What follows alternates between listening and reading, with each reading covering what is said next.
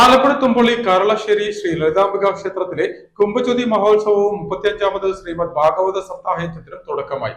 ചേർത്തല മാധവ മന്ദിരം ജയ തുളസീധരൻ തന്ത്രി ഭദ്രദീപ പ്രകാശന കർമ്മം നിർവഹിച്ചു.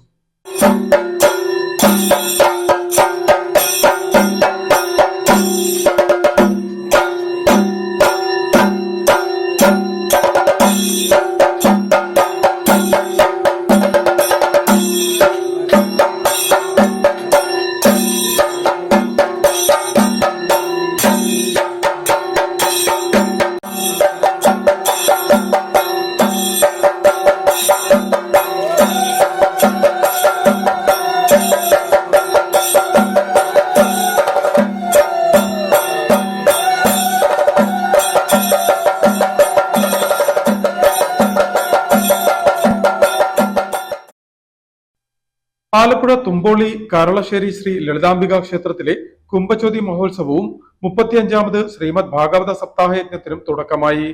ചേർത്തല മാധവ മന്ദിരം ജയ തുളസീധരൻ തന്ത്രി ഭദ്രദീപ പ്രകാശന കർമ്മം നിർവഹിച്ചു. പ്രഥമ പറസമർപ്പണം കാരളശ്ശേരിയിൽ KM ബൈജു നിർവഹിച്ചു. തുമ്പോളി പാട്ടത്തിൽ P ദാസപ്പൻ ഗ്രന്ഥസമർപ്പണം നടത്തി. യജ്ഞാചാര്യൻ തിരുനെല്ലൂർ പങ്കജാക്ഷൻ ഭാഗവത മഹാത്മ്യ പ്രഭാഷണം നടത്തി.